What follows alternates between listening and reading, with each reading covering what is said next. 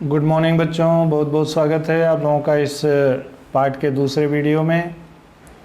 हम लोगों ने ये आज तीसरा वीडियो है पार्ट 3 का। तो हम लोगों ने जो प्राकृतिक संरचना भारत की पढ़ना शुरू किए हैं, जिसमें हम लोगों ने हिमालय पर्वत के बारे में कल जानकारी लिए थे। हिमालय पर्वत तजाकिस्तान के पामीर पठार से पूर्व तक फैला हुआ है और ये एशिया महाद्वीप की बड़ी श्रृंखला है। ये भारत में जम्मू और कश्मीर से अरुणाचल प्रदेश तक इसका विस्तार है और यह इसमें 3 पर्वत श्रेणियां हैं: शिवालिक पर्वत श्रेणी, मध्य हिमालय और बृहद हिमालय। अगर इसको अलग अलग भागों में बांटा जाए तो इसके 3 विभाग किए जाते हैं।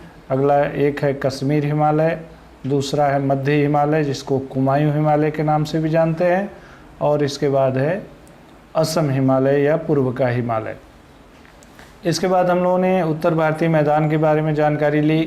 ये प्राकृतिक विभाग हिमालय के तलहटी से भारत के प्रायद्वीप के सीमा तक, उत्तरी सीमा तक फैला हुआ है। वैसे ये पश्चिम की ओर राजस्थान पंजाब में पश्चिम की ओर राजस्थान पंजाब से पूर्व में असम तक फैला हुआ है। यह भाग अधिकांश रूप से निचला और समतल है। उत्तर भारतीय मैदान को भी 2 भाग में बांटा गया है। अरावली पर्वत के पूर्व की ओर का भाग गंगा नदी का मैदानी प्रदेश, इसे गंगा के मैदान के रूप में पहचाना जाता है। इस मैदानी प्रदेश का ढाल पूर्व की ओर है। भारत के पश्चिम बंगाल राज्य का अधिकांश भाग इस एवं बांग्लादेश मिलाकर गंगा ब्रह्मपुत्र का त्रिभुज प्रदेश बनता है। इस प्रदेश का नाम सुंदरबन है। आकृति 3.3 में देखिए, यह विश्व का सबसे विशाल त्रिभुज है। ये हम लोगों ने कल पढ़ा हुआ था। आज उसके आगे की जानकारी प्राप्त करते बच्चों। उत्तर भारतीय मैदान के पश्चिम भाग में रेगिस्तान है। इसको थार का रेगिस्तान के नाम से हम जानते हैं। यहाँ मानचित्र में हम देखने की कोशिश करेंगे तो उत्तर भारतीय जो मैदान है उसके पश्चिम में ये है बच्चों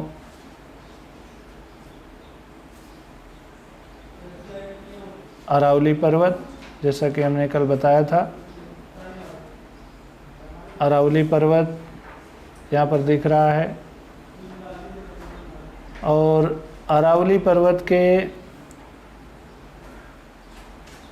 पूर्व में जो भूभाग है उसको हम उत्तर भारतीय पूर्वी मैदान के नाम से जानते हैं।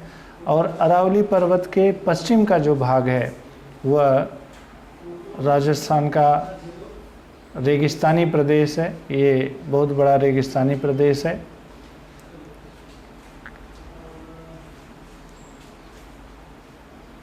इसको हम थोड़ा दिखाने की कोशिश करते हैं।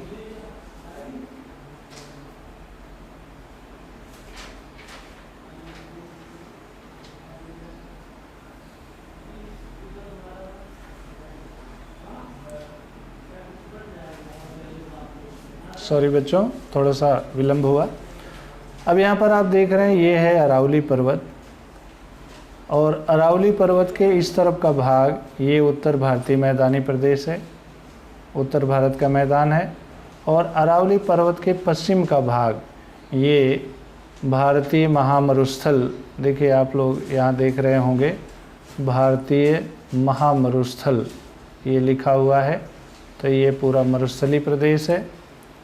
और इसके उत्तर की तरफ अगर हम जाएं तो यहाँ पर पंजाब का मैदान है।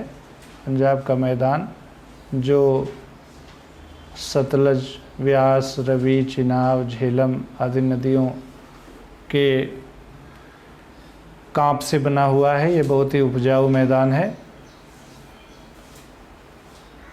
तो अभी हमने 2 चीज़ों के बारे में जाना। उत्तर भारतीय मैदान को 2 भाग में बांटा गया है, जिसमें एक भाग है अरावली के पूर्व का मैदान और दूसरा है अरावली के पश्चिम का मैदान।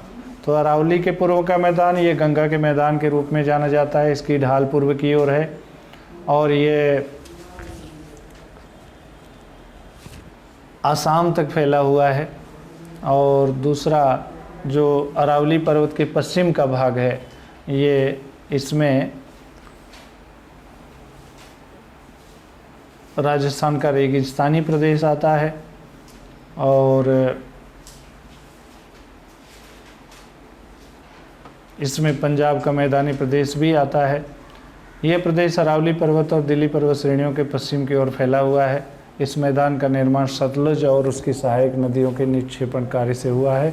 सामान्यतः पंजाब मैदान की ढलान पश्चिम की ओर है। इस मैदानी प्रदेश की मृदा उपजाऊ होने के कारण यहाँ कृषि व्यवसाय बड़े पैमाने पर होता है। बच्चों, ये आप जान लो कि जो पंजाब का मैदान है ये सतलुज नदी और उसकी सहायक नदियों द्वारा लाए गए कांप से, उसके निक्षेपण से इसका निर्माण हुआ। निक्षेपण क्या होता है बच्चों?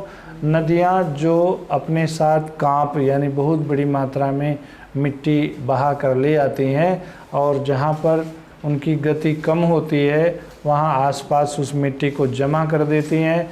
उस मिट्टी के जमा होने से जिस मैदान का निर्माण होता है उसे हम कांप का मैदान, निक्षेपण द्वारा निर्मित मैदान के नाम से जानते हैं। तो ये पंजाब का मैदान सतलुज नदी की सहायक नदियों और सतलुज नदी और उसकी सहायक नदियों के निक्षेपण से हुआ है। ये बहुत ही उपजाऊ है। जैसा कि आप लोग जानते होंगे कि पंजाब और हरियाणा ये दोनों ही राज्य खेती के लिए, कृषि के लिए पूरे भारत में बहुत अग्रसर हैं। बहुत अधिक यहाँ पर बड़े पैमाने पर खेती होती है। अगला हम पढ़ने चल रहे हैं बच्चों, ये दो बातें हमने पढ़ ली। पहला तो हिमालय और दूसरा उत्तर भारतीय मैदानी प्रदेश। अब हम लोग पढ़ने चल रहे हैं प्रायद्वीप। सबसे पहले ये जान लें कि प्रायद्वीप किसको कहते हैं। वह भूभाग जो तीन ओर से समुद्र से घिरा हो, तीन ओर से समुद्र से घिरा हो, उस भूभाग को हम प्रायद्वीप कहते हैं। ध्यान देना, तीन ओर से। अगर चारों ओर से घिरा है तो वह द्वीप है। चारों ओर से अगर कोई भूभाग समुद्र से घिरा है तो उसको हम द्वीप कहते हैं। लेकिन जो तीन ओर से समुद्र से घिरा हो, जल से घिरा हो, उसे हम प्रायद्वीप के नाम से जानते हैं। जैसा कि भारत में आप लोग जानते होंगे कि भारत का जो नीचे का भाग है, दक्षिणी भाग है, तो इस तरफ अरब सागर है और इधर हिंद महासागर है और इस तरफ बंगाल की खाड़ी है। यानी ये जो भूभाग है ये तीन ओर से समुद्र से घिरा है, तो इसको हम प्रायद्वीप के नाम से जानते हैं। उत्तर भारतीय मैदानी प्रदेश के दक्षिण की ओर फैला हुआ एवं हिंद महासागर की ओर शंक्वाकार होता जाने वाला प्रदेश भारतीय प्रायद्वीप के रूप में जाना जाता है। इसमें अनेक छोटे बड़े पर्वत और पठार हैं। तो यहाँ पर कई सारे छोटे छोटे पर्वत और पठार हैं। इनमें से उत्तर की ओर का अरावली सर्वाधिक प्राचीन वलित पर्वत है। और अगर हम उत्तर की ओर देखें तो अरावली पर्वत इस भूभाग में सबसे प्राचीन पर्वत है। भारत का सबसे प्राचीन पर्वत है अरावली। और ये भी हिमालय की तरह वलित पर्वत है। वलित पर्वत कैसे निर्मित होता है इसके बारे में कल के वीडियो में हमने जाना था। इस भाग में समतल मैदानों को सीमांकित करने वाले पठारों की श्रृंखला, मध्य भाग में विंध्य सतपुड़ा पर्वत और पश्चिम घाट और पूर्व घाट, ये पर्वतीय प्रदेश हैं। यानी यहाँ पर कई सारे पहाड़ों की पठारों की श्रृंखला है। मध्य भाग में विंध्य और सतपुड़ा पर्वत हैं और इसके अलावा इसके पश्चिम में पश्चिमी घाट और पूर्व में पूर्वी घाट है। अब यहाँ पर कुछ प्रश्न दिए हैं। अरावली पर्वत किस दिशा में फैला है? तो अरावली पर्वत उत्तर दक्षिण दिशा में फैला है। अरावली पर्वत उत्तर दक्षिण दिशा में फैला है। अरावली पर्वत किन नदियों का जल विभाजक है? यानी कौन कौन सी नदियाँ उसके कारण अलग हो जाती हैं, उनकी दिशा बदल जाती है। तो इसका उत्तर जानने की कोशिश करेंगे अभी मानचित्र में। अरावली पर्वत के पूर्व के पठारों पर स्थित पर्वत श्रेणियों के नाम बताइए।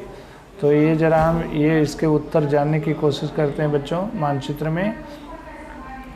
तो अरावली पर्वत जैसा कि आप लोगों ने देखा था, ये है अरावली पर्वत। और दूसरा प्रश्न किया था कि अरावली पर्वत किन नदियों का जल विभाजक है? तो अरावली पर्वत किन नदियों का जल विभाजक है? तो बच्चों आप लोग देख रहे होंगे यहाँ पर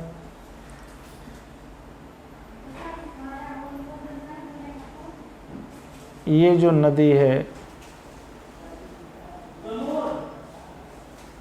ये जो नदी है इस दिशा में बह रही है, और इसके अलावा ये नदी जो है ये इस दिशा में बह रही है, आप लोग यहाँ देख रहे होंगे, इसका नाम है लूनी नदी। इसके बाद है ये साबरमती नदी है, और फिर एक और माही नदी है बच्चों। तो ये नदियां हैं जो पूर्व की ओर न बहकर पश्चिम की ओर बहती हैं, तो इन नदियों का जल विभाजक है। इसके अलावा एक प्रश्न पूछा था कि इसमें पर्वत शिखरों के नाम बताइए। अरावली पर्वत के आसपास जो पर्वत श्रेणियां हैं देख लेते हैं प्रश्न में क्या पूछा है। तो अरावली पर्वत के पूर्व के पठारों पर स्थित पर्वत श्रेणियों के नाम बताइए। तो इसको जानने की कोशिश करते हैं। अरावली पर्वत के पूर्व में जो पठार हैं, इसमें मेवाड़ का पठार है, इसके अलावा मालवा का पठार है, बुंदेलखंड का पठार है, विंध्य पर्वत हैं, और इस तरह से ये पठार हैं। और इस पर स्थित पर्वत श्रेणियों के नाम तो ये बड़े मानचित्र में हमें देखने पर मालूम पड़ेगा, क्योंकि इसमें उसका अंकन नहीं किया गया है, तो इसको ये हमें दिखाई नहीं दे रहा है। तो अगर हम इसको बड़े मानचित्र पर देखेंगे तो हमें अच्छी तरह दिखाई देगा। आगे बढ़ते हैं बच्चों।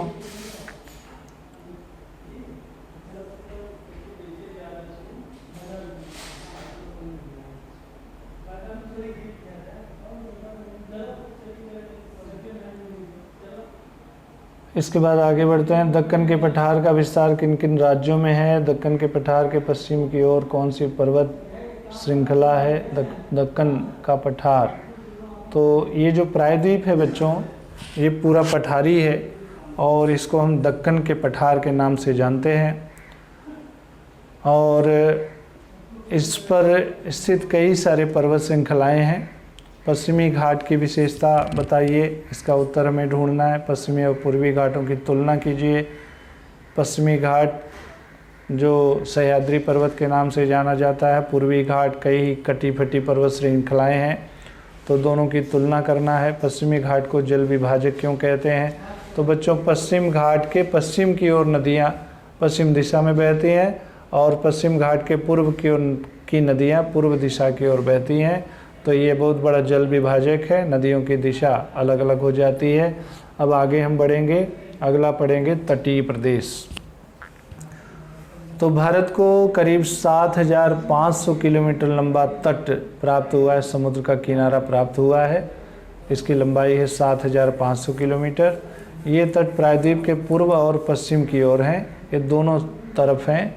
प्रायद्वीप के पूर्व की तरफ भी हैं तटीय प्रदेश, और प्रायद्वीप के पश्चिम की ओर भी हैं तटीय प्रदेश। इन दोनों तटीय प्रदेशों में बहुत भिन्नताएं हैं। इन दोनों का अगर हम अंतर समझेंगे तो जो पूर्वी तट है वो ज़्यादा कटा फटा है, वहाँ पर चौड़ा मैदान है, और जो पश्चिमी तट है वहाँ बहुत सारी खाड़ियाँ हैं, द्रुतगामी नदियाँ हैं, और यहाँ पर कम चौड़ाई वाला तटीय प्रदेश हमें मिलता है। पश्चिमी घाट अरब सागर से सटा है, और यह तट पथरीला है। पश्चिमी घाट की अनेक पर्वत श्रृंखलाएँ तट तक आई हुई हैं। तो ये जो पश्चिमी घाट है ये अरब सागर से सटा है, और यहाँ पर बेसाल्ट की चट्टानें पाई जाती हैं। यह तट पथरीला है, और यहाँ पर कई सारी पर्वत श्रृंखलाएँ समुद्र के किनारे तक पहुँची हैं। इस तट की चौड़ाई भी कम है। पश्चिम घाट से अधिक गति से बहने वाली अनेक छोटी नदियाँ तट पर मिलती हैं। तो ये बहुत सारी नदियाँ जो कम दूरी तय करके जाती हैं, लेकिन इनकी गति बहुत तीव्र होती है, तो यहाँ पर बहुत सारी खाड़ियों का निर्माण करती हैं, और यहाँ त्रिभुज प्रदेश नहीं बन पाता, यानी डेल्टा प्रदेश नहीं बन पाता। अब अगला पढ़ लेते हैं कि पूर्वी तट बंगाल की खाड़ी से सटा है। यह तट नदियों के निक्षेपण कार्य से निर्मित हुआ है और पश्चिमी घाट और पूर्वी घाट से निकलकर पूर्व की ओर बहने वाली अनेक नदियाँ इस किनारे पर आकर मिलती हैं। पूर्वी घाट से भी और पश्चिमी घाट से भी जो नदियाँ निकलती हैं वो आकर के इस बंगाल की खाड़ी में गिरती हैं और ये अपने मुहाने पर बहुत बड़े त्रिभुज प्रदेश का निर्माण करती हैं। चूँकि इनकी ढलान मंद है, इनकी गति कम होती है, इसलिए अपने साथ जो अवसाद बहाकर निक्षेपण पदार्थ बहा कर लाती हैं वो मुहाने पर जमा कर देती हैं, जिससे बहुत बड़े त्रिभुज प्रदेश का, डेल्टा प्रदेश का निर्माण होता है। तो बच्चों, अब ये वीडियो बहुत बड़ा हो जाएगा, इसलिए हम आज इसको यहीं समाप्त करते हैं। कल के वीडियो में हम आगे का प्राकृतिक प्रदेश पढ़ेंगे। तो आज के लिए इतना ही। बहुत बहुत धन्यवाद।